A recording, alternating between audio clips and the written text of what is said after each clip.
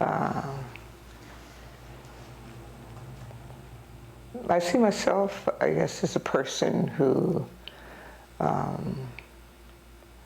wants to be of service, especially to the gay and lesbian, transgender, bisexual community, but in addition to that, to the especially African American, and then extended to people of color and poor people populations in general.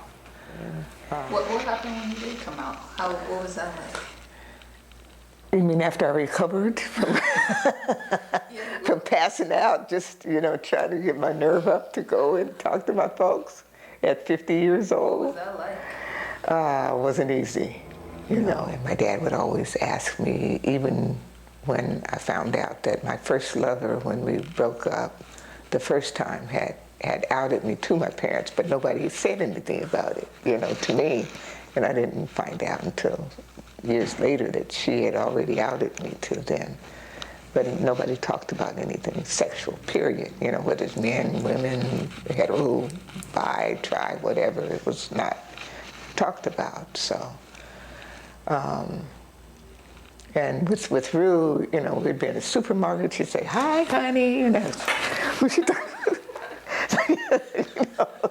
Moi. But out of that, came at least the willingness to go and talk to my folks about it, just to, and when I went and talked to them, I just told them, I said, well, I know you have heard, I know that you know, but it's important for me to say this to you and to invite you to our commitment ceremony. One thing that I knew for sure, that whatever my dad said, that my mom was going to do the opposite. So that was a sure thing. And true to form, he said, because of his religion and this and that he couldn't come. And then my mom said, of course, that she would. Okay, we'll do that. And so Rue and I went shopping. We got her mother's outfit together and sent them. We were about a week away, and she called and said that she won't do it, and that she would send the outfit back. I said, no, you don't have to do that. Just, keep the outfit. It's cool.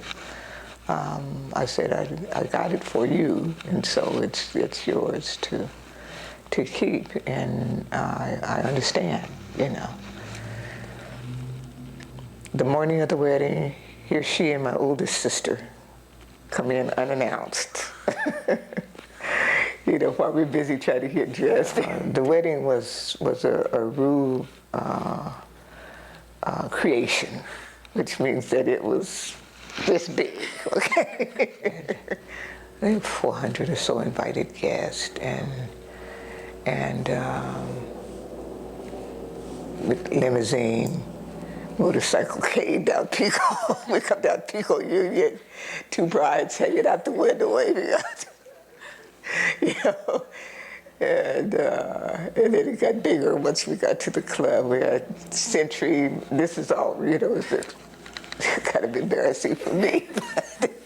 But it was her wedding, it was our wedding, but, I gave her permission to do whatever she wanted to do, so. So we had the harpers and the ice carvings and the guys carried us in on their shoulders, and I'm telling you. One time I went to New York for the Billboard Awards, which they had quite frequently then. And my manager called me and said that they had closed the club up, and because the police had came in and made them close it. And that was on a Friday, I think, and he said, should I open, tomorrow? I said, you better open tomorrow.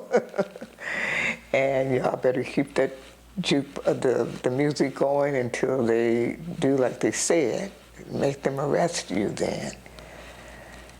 But the doors are to stay open and the music is to keep going until you guys are arrested and taken to jail. You're not going on no threat stuff.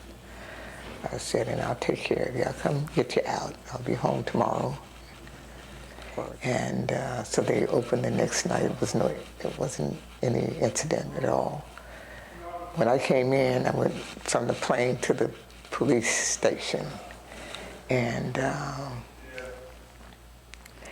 just ranted and raved for, I don't know, 15 minutes. But ma'am, that wasn't the case. We don't have any records of them even going to your club on that night. That's not the case. This is not the way we operate. This is not what we do. There's nothing here. I said, well, I'm tired of you folks harassing me all the time.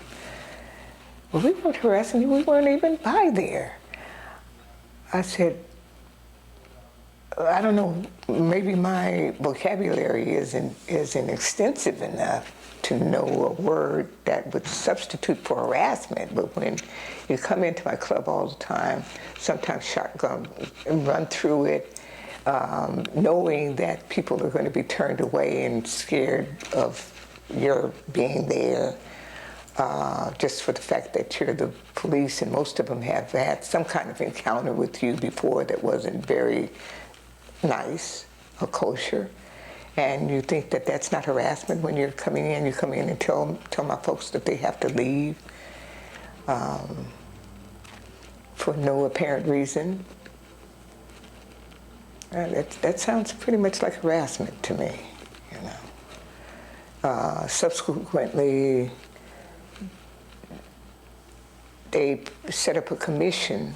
They, as in the police commission, set up a commission that dealt with sound abatement. They said the music was too loud.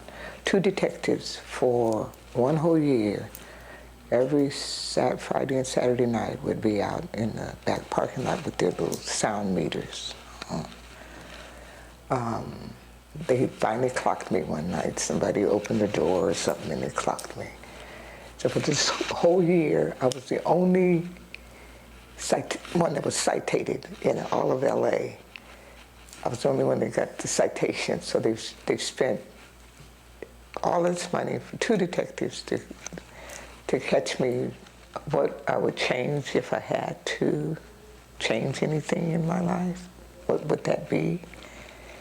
And my response then is to this question, I wouldn't change a thing, because there's a possibility that there might be some differences that came out of it if I had had different experiences. Stand proud, stand in yourselves and who you are. And I love that song by Christina Aguilera, about you're beautiful, let nobody take you down. Don't let nobody take you down.